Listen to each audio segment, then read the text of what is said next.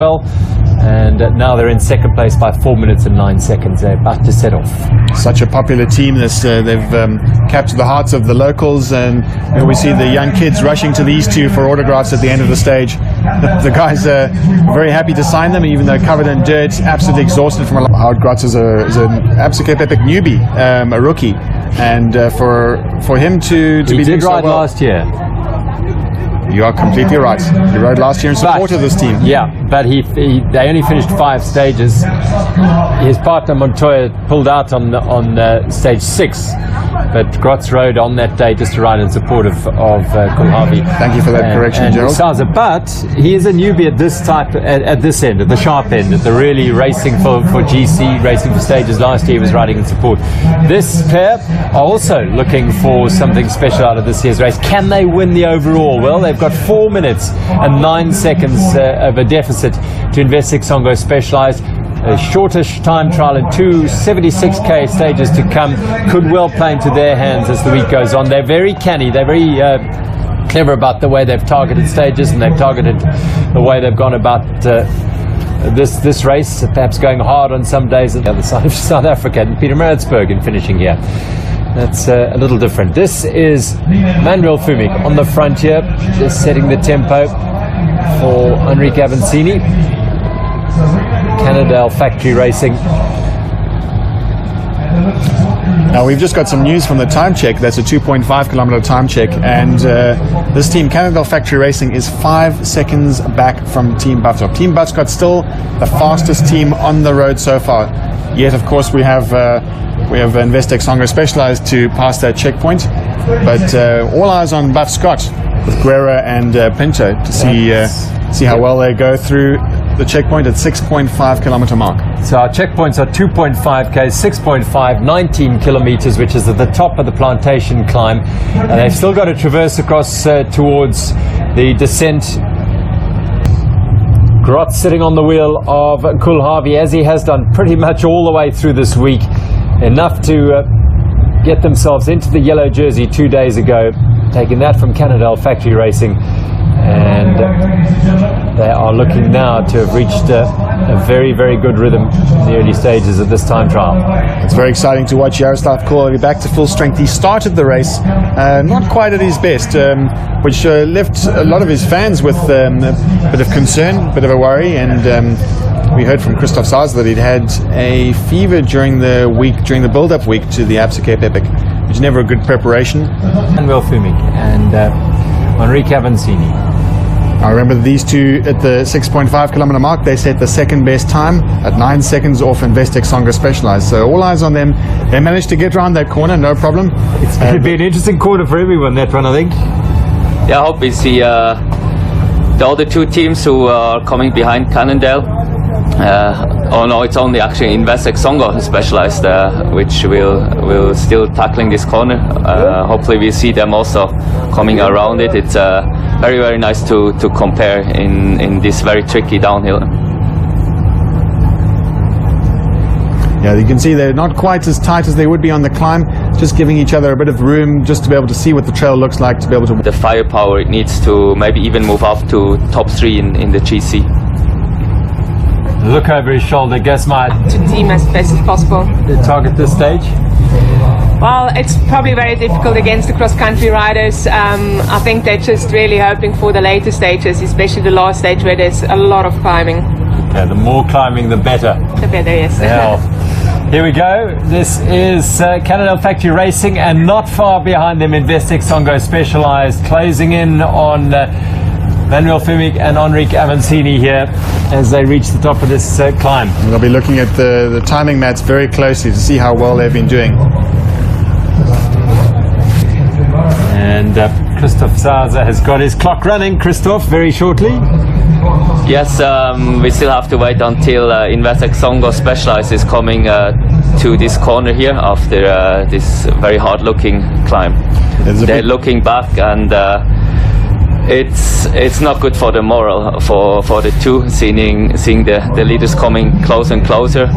I'm sure the Cannondales went into this time trial feeling and thinking, hey, we are cross-country riders. We wanna show off and also go for another stage win.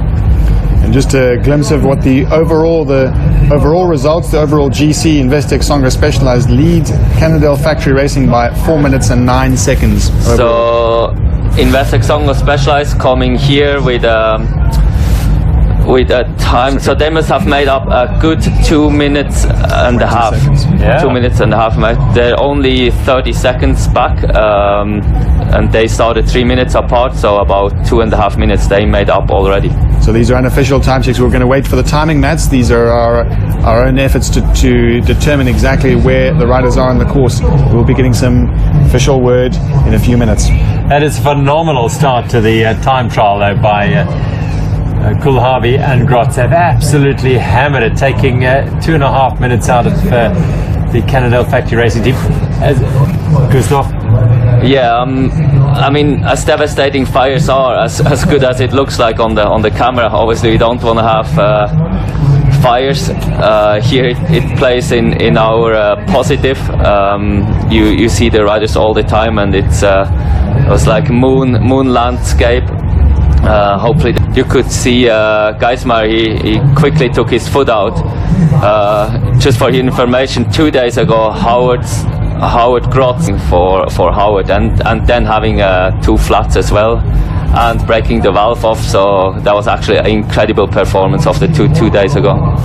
Well, that's all it's all about at the Absa Cape Epic, rolling with the punches. And if you can't roll with the punches, if you can't manage disaster, if you can't manage any kind of adversity with a cool head, the race is over. And even the very top professionals are thrown some pretty hard curveballs, and it's all about how you deal with them.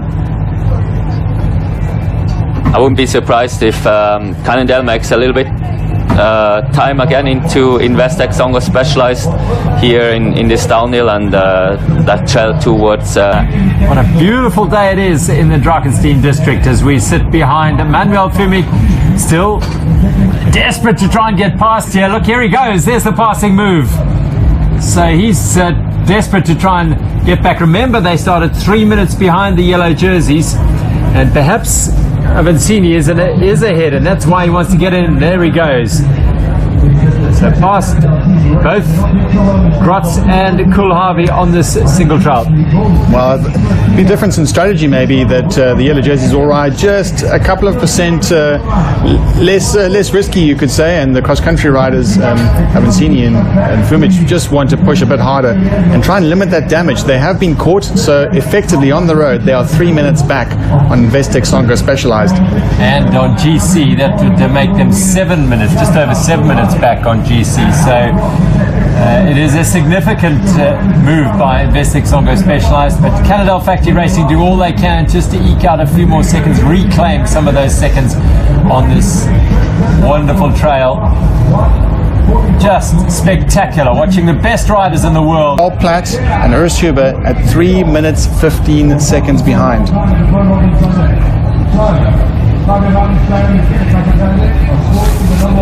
So off they go. Also got a time check from the women that Investec Songa Specialized are leading Mariska Strauss by 1 minute and 50 seconds at that third time check at the 19-kilometer mark. That checkpoint, that 19-kilometer checkpoint, in the lead so far.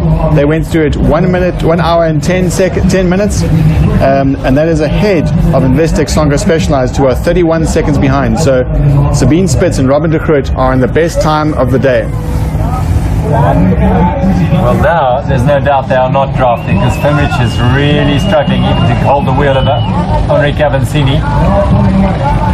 And that gap has just ballooned in a matter of seconds.